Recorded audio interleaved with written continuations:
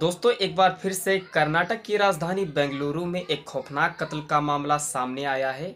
जहां पर एक पति अपने पत्नी की हत्या करने के बाद लाश को ऐसी जगह ठिकाने लगाता है, यानी कि एक बैग में पैक कर देता है और पति वहां से फरार हो जाता है।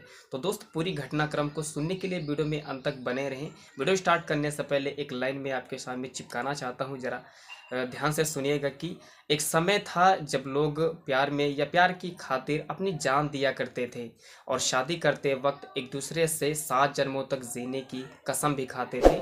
लेकिन अब ज़माना बदल गया है। लोग दिल के टुकड़े होने तक भी नहीं रुकते हैं। जिस मोहब्बत में जीने मरने की कसम खाते हैं उसके टुकड़े टुकड़े कर डालते हैं, जिसकी सच्चाई आजकल कभी फ्रीज में तो कभी फर्श में तो कभी दीवार में, कभी सीमेंट वाले, कभी ड्रम में, तो कभी ऐसी ऐसी घटना जो है वो हमको देखने को मिल रही। लोग बेखौफ होकर ऐसी घटनाओं को अंजाम दे रहे हैं। दोस्त वीडियो में अंत तक बने रहें। इस घटना से जुड़ी हर एक जानकारी एक कहानी के माध्यम से मैं आपको बताने वाला हूँ। दोस्त चैनल पर नए हैं तो चैनल को प्लीज़ सब्सक्राइब एंड वीडियो को लाइक ज़रूर करना, ताकि नेक्स्ट वीडियो जो है वो की अपडेट्स की जो जानकारी है वो सबसे पहले आप तक पहुँचे।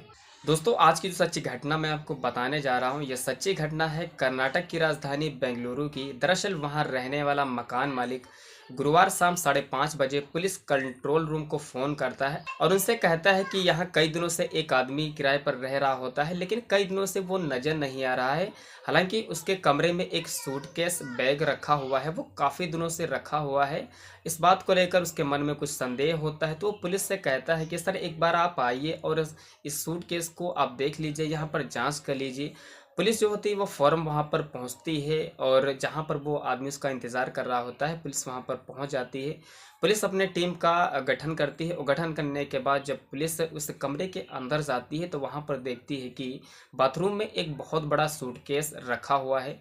और पुलिस जब उसको बाहर निकालती है, निकालने के बाद जब उसको खोलती है तो वहाँ पर जितने भी सारे लोग खड़े होते हैं और जितना भी वहाँ पर पुलिस बल तैनात होता है, सारी के सारी की आंखें जो होती हैं वो खुली की खुली रह जाती हैं, क्योंकि उस सूटकेस में एक महिला की लाश होती है, जिसको किसी ने तेज धारदार हथियार से भेद कर उसकी हत्या कर दी थी। पुलिस कानूनी कार्रवाई करके लाश को अपने हिरासत में लेती है और उसको पोस्टमार्टम करने के लिए भेज देती है। अब पुलिस इधर मामले की तहकीकात करने लगती है, जांच करने लगती है कि आखिर जिसकी हत्या की गई है ये लाश किसकी है।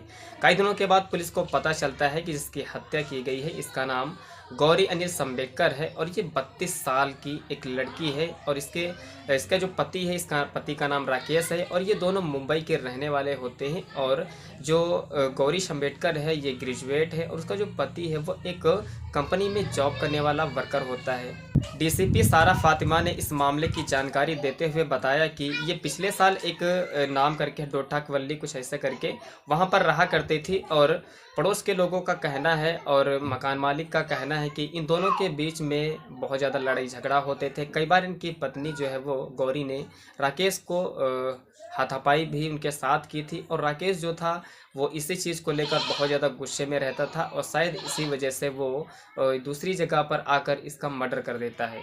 बताया जा रहा है कि 27 फरवरी को गौरी और राकेश के बीच में बहुत ज़्यादा लड़ाई झगड़ा भी हुआ था और इस लड़ाई झगड़े की जो आवाज़ें थी वो कमरे के बाहर भी जा रही होती और पड़ोसियों को भी इस चीज़ की सूचना मिली थी कि घर में, मकान मालिक के घर में बहुत ज़्यादा लड़ाई झगड़ा हो रहा है। तभी दरवाज़ा जो है वो राकेश अंदर से बंद कर लेता है और देखता है कि एक धारदार हथियार रखा होता है और उस हथियार को गौरी के पेट में घोंप देता है और घोंप कर उसकी हत्या कर देता है। हत्या करने के बाद अब वो सोचने लगता है कि इस लाश को किस जगह पर ठिकाने लगाया जाए। जब उसको कोई अच्छी सी जगह नहीं मिलती तो उसके नज़र में एक सूटकेस होता है और उसी सूटकेस में उस लाश को रख देता है। सूटकेस में लाश पैक करने के बाद उसको बाथरूम में छुपा देता है और जो राकेश होता है वो अपने आप को फरार कर लेता है, वो कहीं भाग जाता है।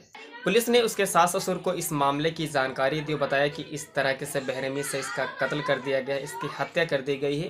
हालांकि जो पुलिस है वो आरोपी को ढूंढने की कोशिश कर रही है और उस पर कठिन से कठिन कार्रवाई करके पुलिस उसको किए हुए कर्म की सज़ा भी देगी। और जैसे ही न्यू अपडेट्स आती रहेंगी वैसे मैं आपको बताता रहूँगा। और न्यू अपडेट्स जानने के लिए दोस्त चैनल को सब्सक्राइब और वीडियो को लाइक ज़रूर करना। दोस्त जैसे कि बैकग्राउंड बैकग्राउंड में आप देख रहे हो कि ये हमारे पास कुछ पैम्पलेट्स जो है वो इसको हमने बैकग्राउंड में चिपकाया था, क्योंकि सिंपल जो दीवार थी वो अच्छी नहीं लग रही थी। इस प्रकार से आप देख सकते हैं कि ये जो मैटर हो चुके हैं ना, ये इंसिडेंट हो चुके हैं, उन्हीं के ये इंसिडेंट की जो इमेज है वो हमने चिपकाई है, इधर देख सकते हैं।